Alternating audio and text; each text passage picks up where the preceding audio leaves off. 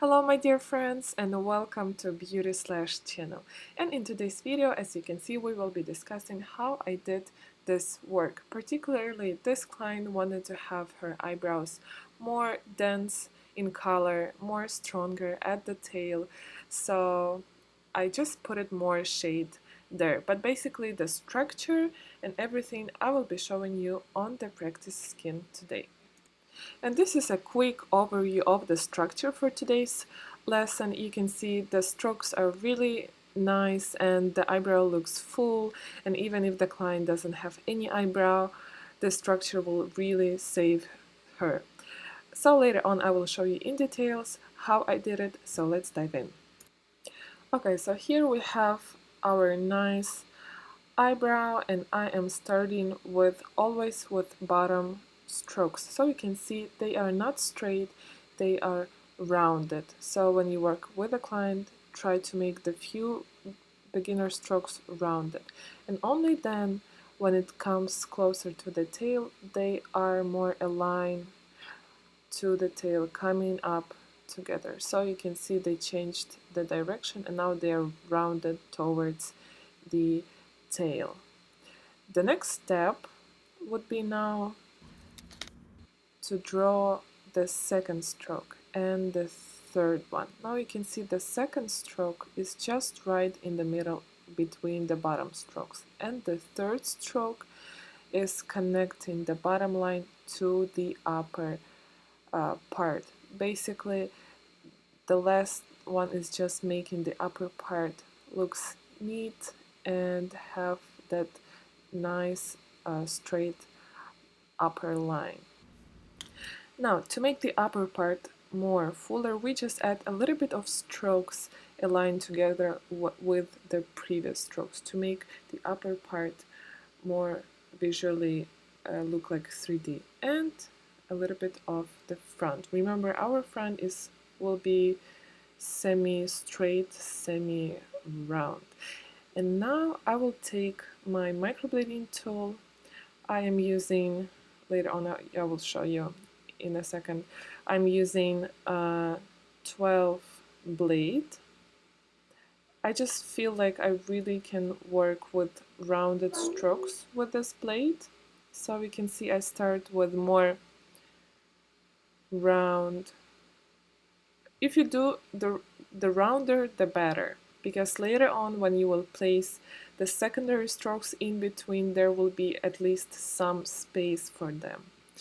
And those round strokes, they really create like fuller look to eyebrows, because yeah, you'll just see how nicely it looks on the client. So when it gets closer to the arch, those round strokes, they begin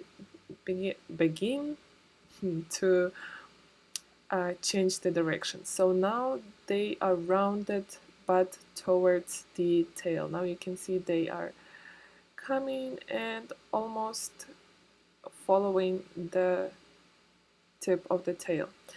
Now in this tail part, the only thing I'm doing is that I'm connecting the bottom line with the upper part. So later you don't have to do anything on the tail because it will be already full of those strokes and you won't be needed to add any extra. So you can see the bottom line I connect with the upper part, and this really heals very nice and it looks really natural, and it really does represent the pre-drawn shape, because sometimes in a microblading we have this problem when doing microblading it doesn't represent the shape that we draw with a pencil, eyebrow pencil. Now you can see I'm placing the stroke in between, and now this stroke is okay again in between, and this one also rounded because I want to represent the straight upper line, and a little bit rounded, aligning to the upper part so that it's not bumpy or it's not wavy, it's really a straight upper part of eyebrow so that it matches the left or the right another eyebrow. And here I'm just doing, continue drawing those strokes. I don't place any extra, I just keep making them longer. Now you can actually erase the ink at this point from the client's eyebrows and see whether you have to add these extra strokes to the upper part. But to be honest, it will just give this kind of realistic eyebrow hairs look. You will see later once I erase. And the front one is rounded, as you can see, and another small one a little bit higher so that it looks like straightish and roundish, something in between straight and round beginning of eyebrow.